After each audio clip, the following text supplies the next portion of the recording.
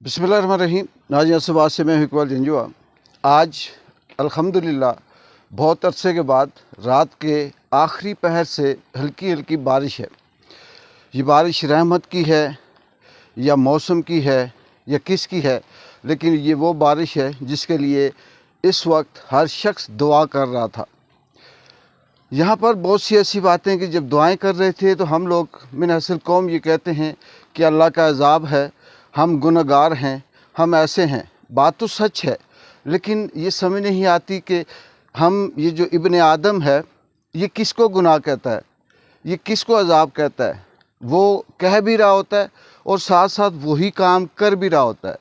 लेकिन यहाँ मैं जैसे जस्ट फॉर इस मौसम के लिए और इसके लिए ये बताना चाह रहा हूँ कि ये जो रियासती अज़ाब होते हैं, ये जो मुल्की अज़ाब होते हैं, जो पूरी कौम के ऊपर होते हैं, वो किसी एक इंडिविजुअल से नहीं आते, वो सिस्टम के गुनाह से आते हैं, वो रियासत के जबर से आते हैं, वो रियासत की फस्तायत वो गुनाह होती है। और हम रियासत को कहते हैं कि ठीक है, और ख़ुद भी वही कर रहे होते हैं जो जुल्म जबर के हिस्से में आता है। लेकिन साथ साथ ये कहते हैं कि अल्लाह माफ़ करे, हम बहुत गुनहगार हैं, हमने ये अल्लाह का अज़ाब है और ये इस वजह से बारिश नहीं हो रही। अगर अल्लाह का अज़ाब इस कौम पर इसके करतूतों या इसके करैक्टर की वजह से आ जाए तो मैं ये कहता हूँ कि ये कौम ऐसा, ये मुल्क निस्तो नाबूद हो कि ना ये लोग मरें ना जिएँ। वो तो आज भी है, गरीब आज भी ना मर रहा है ना जी रहा है। इस निज़ाम के अंदर बहुत से लोग ऐसे हैं जो इंसाफ के लिए ना आज भी न जी रहे हैं ना मर रहे हैं। लेकिन वो अज़ाब ऐसा हो कि ये सोच भी नहीं सकते।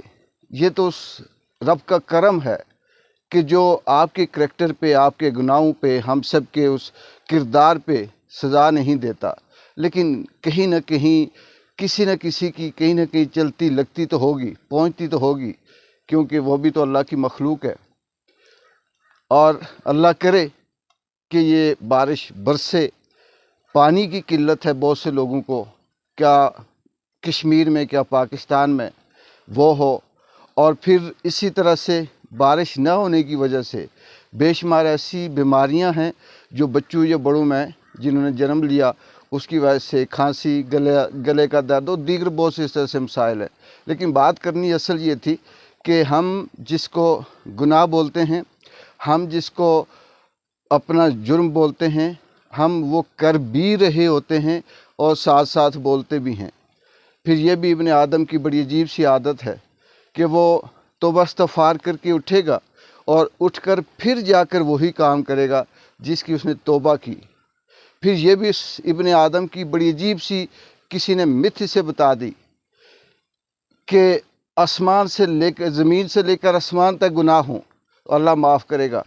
अल्लाह माफ़ करेगा, कोई शक नहीं, लेकिन अल्लाह वो गुनाह माफ़ कर सकता है जो अल्लाह के हुकूक हों या जो पर्सनल आप और आप अल्लाह के दरमियान हों।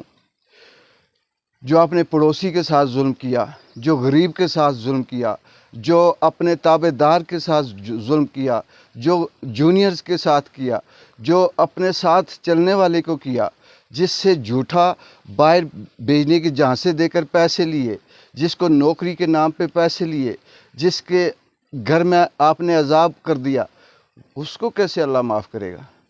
ये तो अल्लाह का ख़ुद हुक्म है कि जब तक वो शख्स नहीं माफ़ करता तो मैं नहीं माफ़ करूँगा। तो फिर ये कौन सा एक लफ्ज़ हमारे इस रवायती ताकतवर की तरह बोल कर कि अल्लाह माफ़ करने वाला है। अल्लाह उस वक्त माफ़ करेगा जब बंदा माफ़ करेगा। तो दुनिया में आपका वास्ता तो बंदे से पड़ रहा है, आपका लेन देन तो बंदे से है, आपका उठना बैठना तो बंदे से है।